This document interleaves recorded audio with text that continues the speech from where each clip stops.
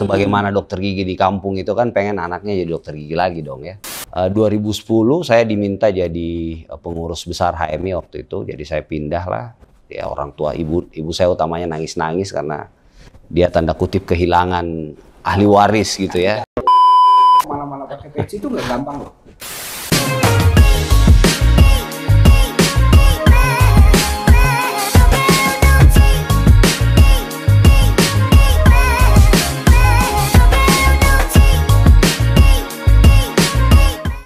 Hai, halo, JPP Talks bersama Windy Septiana, podcast bersama jaringan Pemret Promed.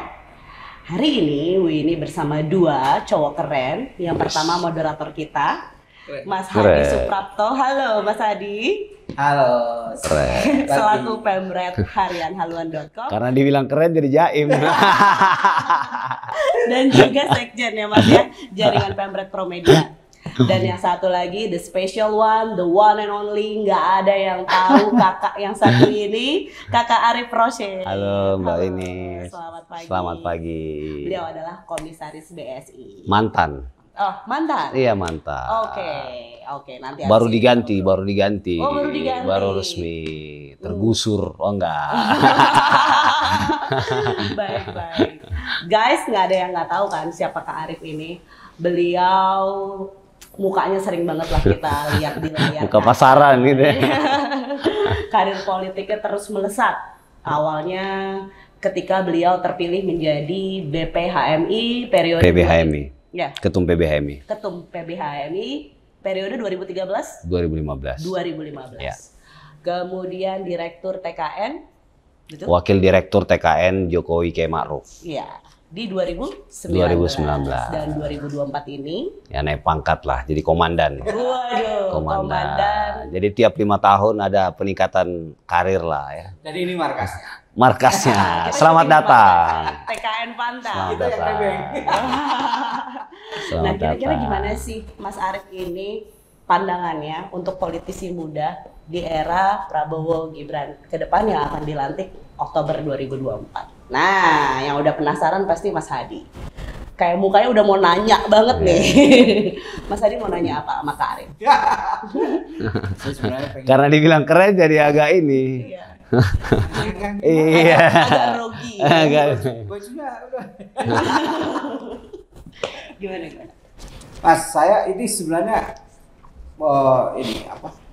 Lebih tertarik ke ini beberapa tahun lalu itu kita selalu bertanya-tanya siapa sih Arif Rosyid? Tiba-tiba masuk ke sini, oke lah. Masuk sini sana gitu ya. Ya sebagai ketua PBHMI 2013, oke itu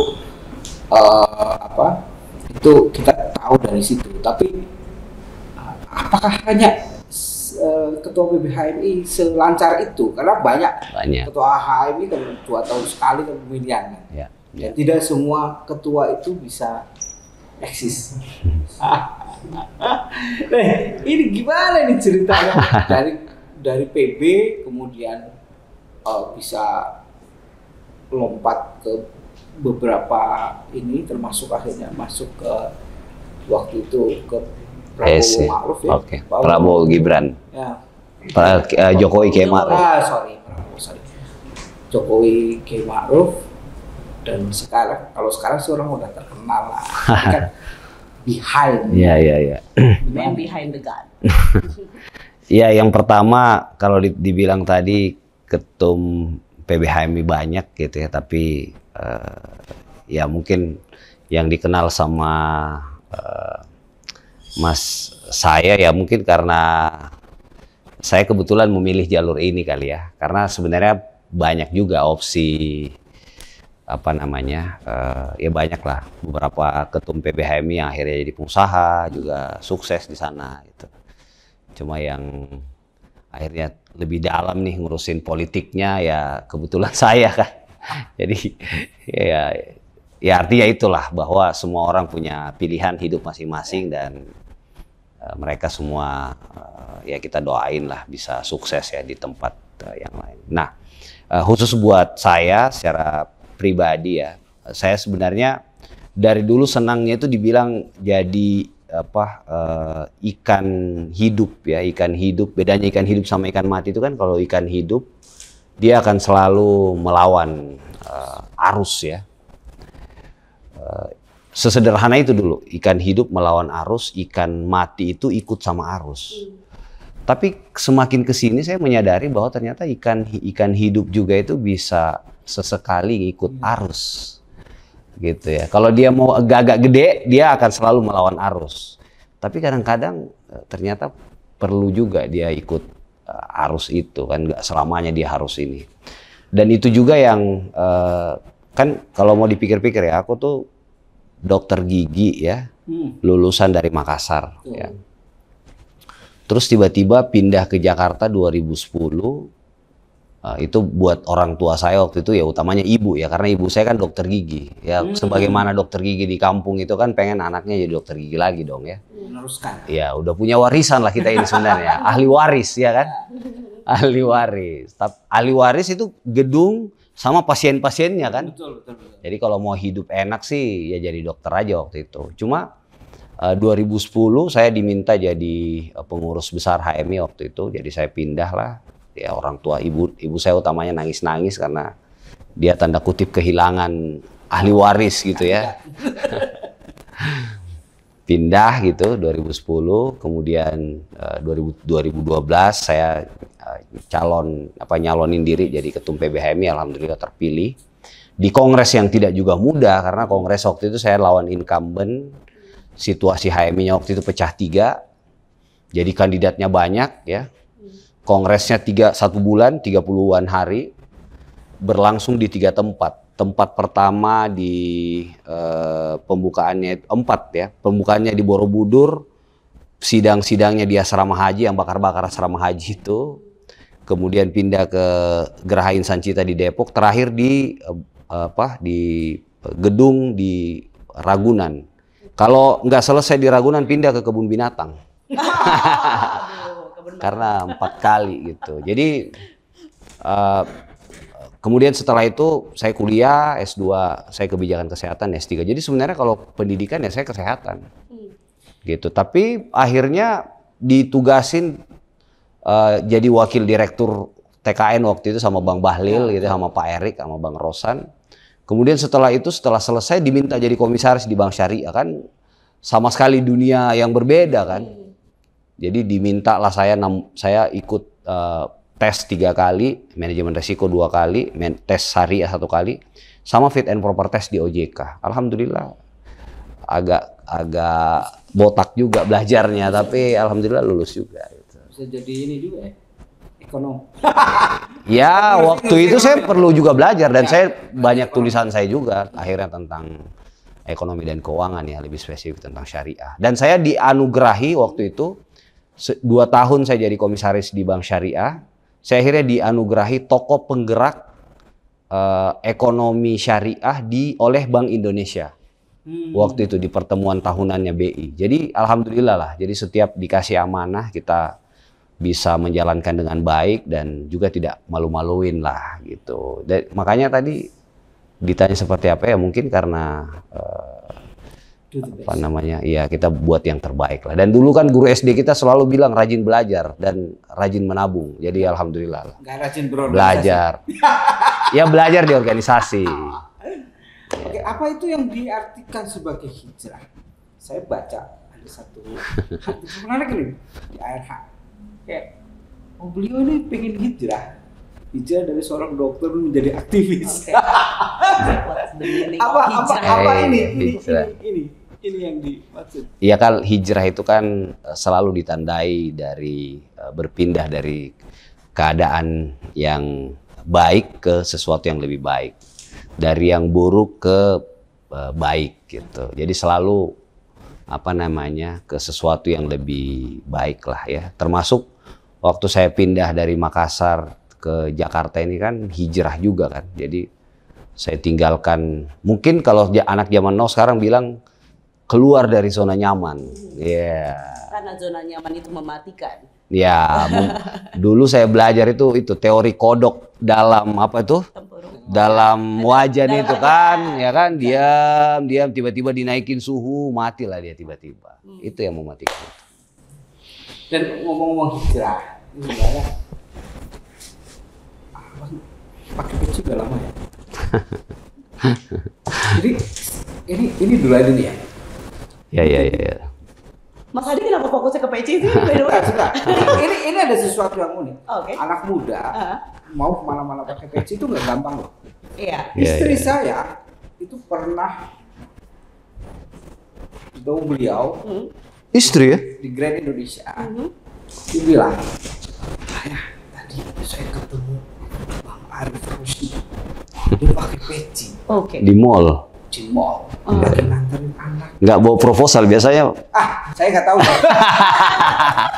Nggak, biasanya kan orang pakai peci itu Identik. identik ya. Makanya Ya. pakai Bawa biru proposal. langit. Pakai Pakainya baju biru langit. Oh. Oh, oke gas. Iya. Dan itu menjelang pemilu ya. Ya. Menjelang pemilu dan beliau ini masih mau nganterin anaknya Aha. main Di playground gitu. di playground. Oke. Dan ikut naik kalau nggak salah. Bener Oh, nggak? iya, nah. Bener nggak? Ya, kalau ada waktu saya selalu bareng anak sih. Ya. Membagi waktu ya. Dan itu waktu itu istri saya pengen foto tapi katanya malu. Nantilah saya main ke rumahnya beliau berarti ya. Atau suaminya dulu lah. Iya. Nanti tunjukin ke istrinya. akhirnya merembet kemana-mana. Itu loh yang sudah sukses saja masih mikirin anaknya, nganter anak.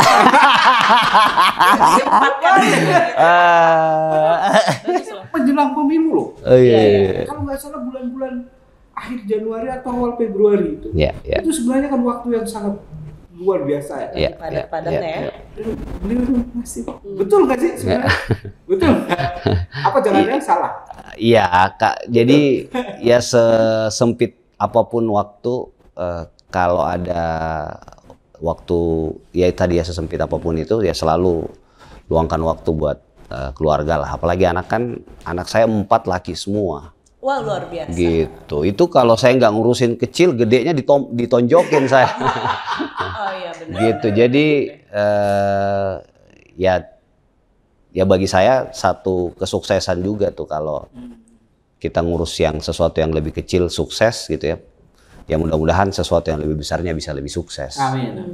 Gitu. Makanya kan keluarga ini kan miniatur sesuatu yang besar itu ya.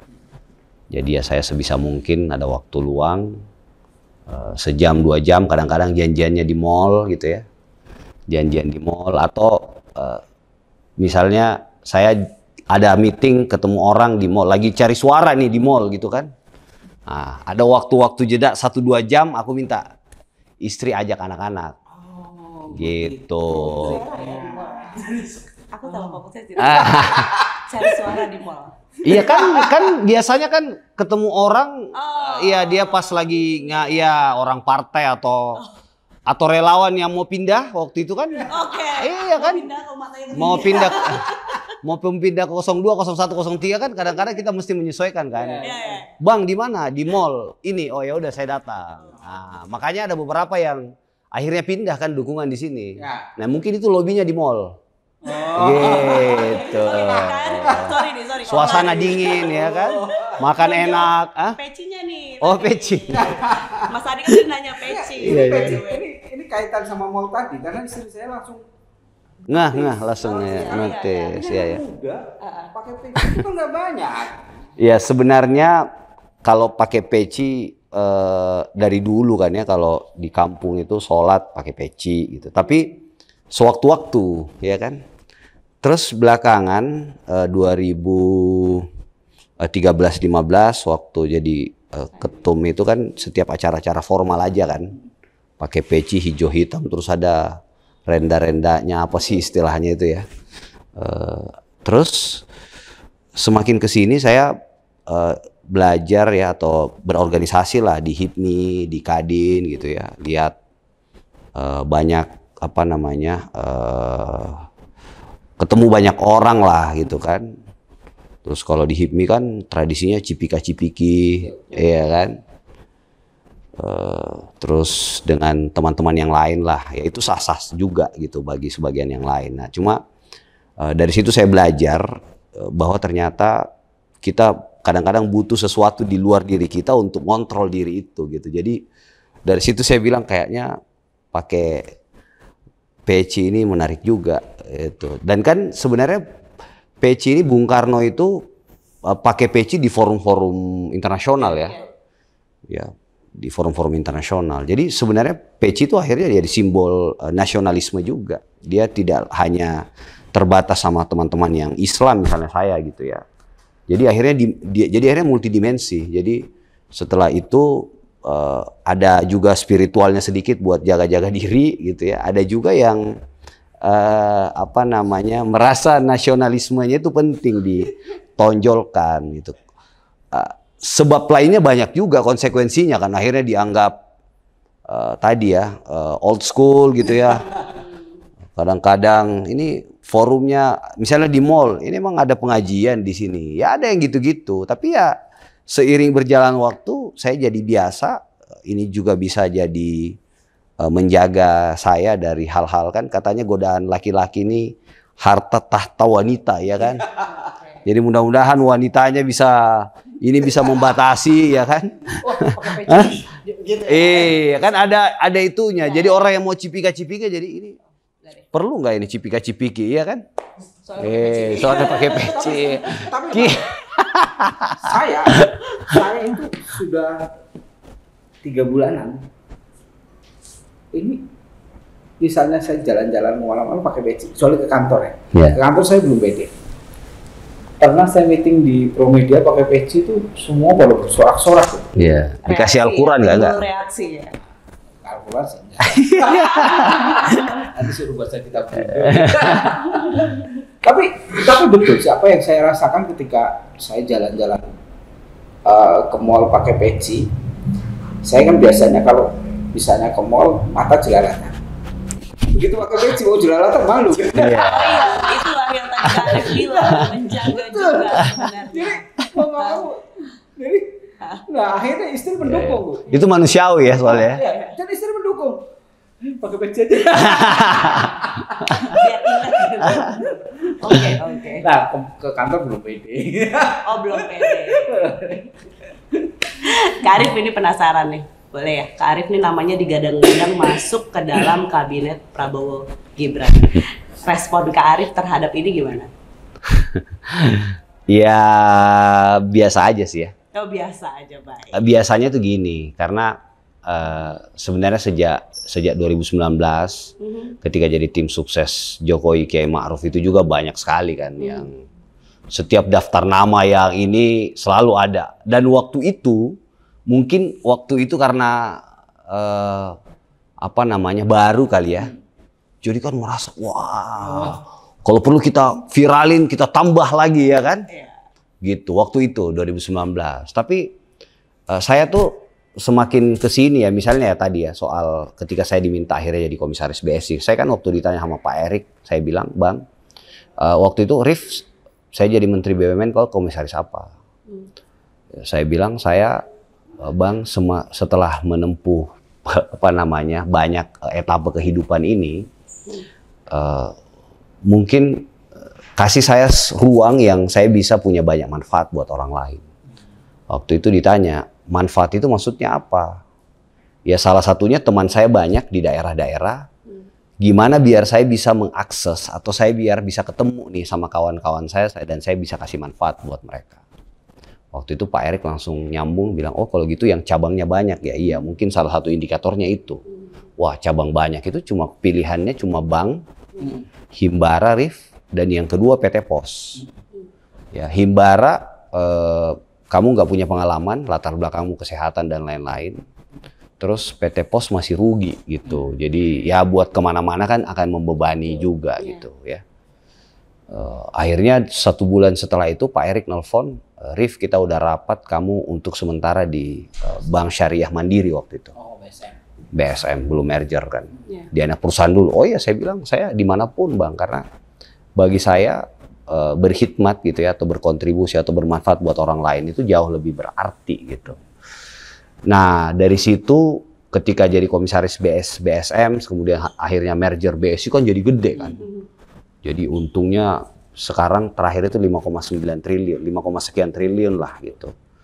Ya gajinya ratusan juta juga lah ya, tantimnya miliaran ya kan. Kemudian akhirnya saya mundur jadi, itu kan juga karena ya jadi tanggung jawab saya juga kan untuk melanjutkan apa yang sudah diletakkan oleh Pak Jokowi dan pengen memenangkan Pak Prabowo dan Mas Gibran ya. Karena Pak Prabowo figur yang saya kira orang senior yang memberi ruang buat anak muda itu ada tapi tidak banyak di Indonesia ini, dan figur anak mudanya Mas Gibran. Ini sesuatu yang saya perjuangkan sejak 14 tahun yang lalu lah. Bagaimana mendorong bonus demografi dan pembangunan kepemudaan.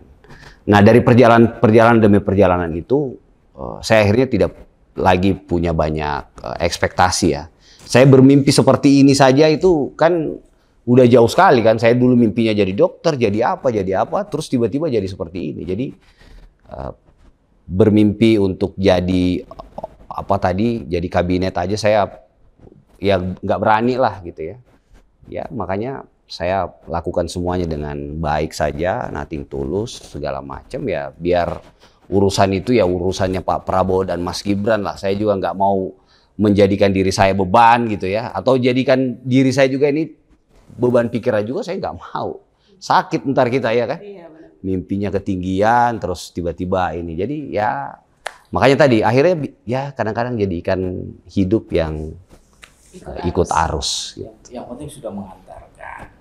Ya kan, dan alhamdulillah ya Pak Prabowo kan di salah satu media internasional bilang kan, setelah 3 kali berproses akhirnya menang karena kontribusi besar dari suara orang muda gitu. Jadi ya itu sebuah kebahagiaan lah buat kami yang kemarin ikut bantu gitu. Dan setelah ini menang, harapan dari seorang Arief Rashid untuk pemerintahan ke depan seperti apa sih? Sebagai wakil anak-anak muda. Ya. Nah, ini menarik. Seperti yang saya sampaikan tadi ya, saya berjuang ini sejak 14 tahun yang lalu ya. Jadi waktu itu saya mulai bicara tentang bonus demografi dan pembangunan kepemudaan itu sejak awal pindah ke Jakarta gitu. Ketemu dengan satu instansi ke instansi yang lain. Sampai akhirnya ketika saya terpilih 2013-2015, saya diundang tuh ke istana gitu. Satu-satunya organisasi yang bawa dokumen waktu itu kami nyodorin waktu itu bagaimana agar kebijakan pembangunan kepemudaan itu bisa lintas sektor. Jadi selama ini kan orang mikirnya urusan pemuda ini cuma urusan Kementerian Pemuda dan Olahraga. Padahal urusan pemuda ini lintas sektor karena jumlahnya sedemikian besar kan. 56 sekian persen lah gitu kalau kita mau tarik milenial ke bawah ya. Nah, artinya apa? Mendekati orang muda ini tidak lagi menjadi beban satu pihak di Kementerian Pemuda dan Olahraga misalnya, atau di Dinas Pemuda dan Olahraga, tapi ini harus menjadi tanggung jawab bersama nih. Karena jumlah semakin besar, kalau tidak kita kanalisasi, itulah bonus demografi itu akan menjadi the window of disaster kan. Dia tidak menjadi the window of opportunity. Makanya ketika Pak Prabowo menggandeng Mas Gibran gitu ya, Raka Buming Raka, bagi saya ini adalah kesempatan untuk memperluas ruang buat orang-orang muda ini bisa berkontribusi buat bangsa dan negaranya. Karena tadi 50% sudah sedemikian banyak jumlahnya, kalau tidak ada representasinya, maka kebijakan-kebijakan itu juga tidak akan bisa berpihak tanda kutip kepada orang muda. Jadi sekarang yang kita dorong adalah bagaimana kepemimpinan Pak Prabowo dan Mas Gibran ini yang didukung oleh sedemikian besar orang muda, itu juga harus kebijakannya berpihak kepada orang-orang muda. Keberpihakan itu tidak mungkin ada kalau nggak ada perwakilannya atau representasinya. Makanya saya sesederhana berpikir ya, kalau presidennya 50% senior, 50% wakil presidennya orang muda, maka ke bawah-bawahnya ya syukur-syukur kalau bisa nyampe 50% juga. Misalnya kepala daerah yang paling dekat ini. Kalau nggak wali kota, gubernur, dan bupatinya muda, ya minimal wakil-wakilnya muda. Gitu. Nice. Duta besarnya misalnya yang senior-senior, minimal nanti wakil-wakilnya juga muda. Atau bahkan duta besarnya dipilih. Nah, dari situ, dari kita dorong kebijakan itu, akhirnya jadilah peraturan presiden tahun 66 tahun 2017 tentang koordinasi lintas strategis kepemudaan. Kemudian 2019, kalau kita masih ingat, ketika Pak Jokowi melantik Mas Nadiem Makarim, kan ada harapan buat orang muda. Setelah itu Mas Dito Aryo Tejo, wakil menterinya ada Mbak Anggela, ada Jerry Sambuaga, ya. Setelah itu kan staf khusus presiden milenial misalnya.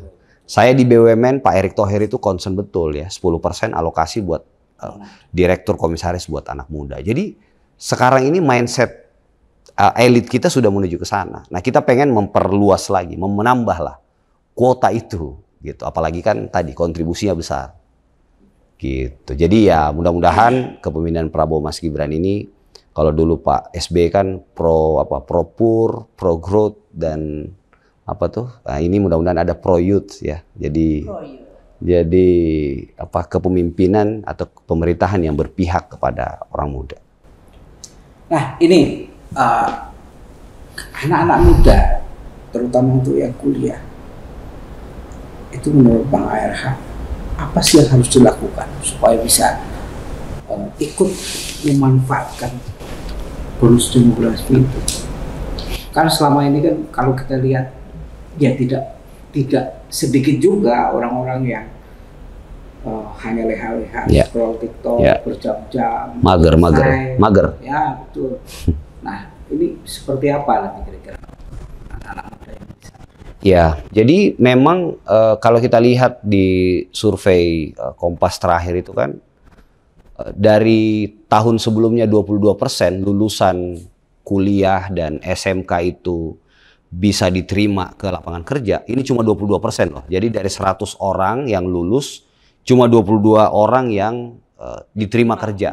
Nah ternyata tahun kemarin 2022-2023 itu tinggal 13% loh. Ya, turun ya. Gitu, semakin turun. Jadi artinya apa? Memang jumlah besar kalau tidak berhasil kita maintain ini akan menjadi tadi the window of disaster. Kita nggak akan dapat peluang bonus demografi sebagaimana momentum ya yang datang sekali dalam seumur hidup bangsa ini. Sehingga menurut saya anak-anak muda yang pertama ya tentu harus belajar dimanapun dia berada ya. Kan dulu kita diajarin tuh semua sekolah, semua tempat adalah sekolah, semua orang adalah guru ya. Jadi belajar dimanapun, oleh siapapun, kapanpun gitu ya, dengan beragam. Tentu belajar itu mengambil kebaikannya dan meninggalkan keburukannya ya. Banyak juga orang yang belajar semua ditelan mentah-mentah ya. Jadi baik buruknya semua ditelan gitu, nggak boleh juga. Kita harus pandai memilah. Yang kedua saya kira yang paling penting juga adalah bagaimana membuka atau memperluas jaringan seluas-luasnya. Karena saya di titik ini merasa betul bahwa jaringan itu segalanya. Makanya waktu begitu hijrah ke Jakarta, saya punya satu catatan yang tidak pernah saya lupa bahwa saya harus ketemu 10-15 orang berbeda setiap hari. Jadi bayangkan Jakarta yang macet ini, waktu itu belum ada Gojek gitu ya, harus ketemu 10-15 orang tiap hari. Gitu. Itu di things to do list gitu? Betul. Jadi itu, jadi ketemu segala macam. Nah jaringan, akhirnya setelah membuka jaringan, yang terakhir mungkin yang penting juga buat anak-anak muda itu kita harus selalu menanam kebaikan sebanyak-banyak dan seluas-luasnya. Karena menanam kebaikan ini kita juga yang pasti akan menuai itu. Nice. Gitu. Jadi ya menurutku 3 hal itu ya. Jadi belajar, yang kedua memperluas silaturahim ya atau membuka jaringan. Yang ketiga ya kita perlu menanam semakin banyak kebaikan. Karena seperti saya ini, akhirnya saya lamar kerja itu nggak pernah pakai ijazah kan. Bahkan dilamar gitu, mau ini mau itu. Setelah saya selesai kemarin mundur jadi komisaris kan, tawaran itu datang lagi, tawaran dari sini dari sana. Jadi cukup dari namanya. Bukan ya apa? Bukan dari klinik kan? Ah itu kalau itu lain lagi tuh usaha. Jadi orang hampir tiap hari datang ke sini pengen kerjasama usaha sama kita. Jadi ya alhamdulillah lah. Wow, luar biasa. Sebagai kaum muda nih, padahal udah gak muda lagi. Itu sebenarnya catatan terakhir itu yang paling menarik. Iya. Karena betul anak-anak muda sekarang ini kadang-kadang kurang agak khawatir gitu ya. Kalau saya berbuat baik nanti dampaknya buat orang lain. Padahal nggak ada itu. Kita yang nanam, kita yang tua. Overthinking sendiri sih mereka biasa. Overthinking, Gen Z banget ini. jaringan adalah segalanya. Nice. Nah, Dapat banget nggak sih podcast hari ini? Thank you ya. Kak daging. Mudah-mudahan daging semua. Daging. Ya tulang dikit ada lah, biar jadi konro. Oke, Mas Adi. Thank you. Bye. Bye dulu boleh. Oh, bye.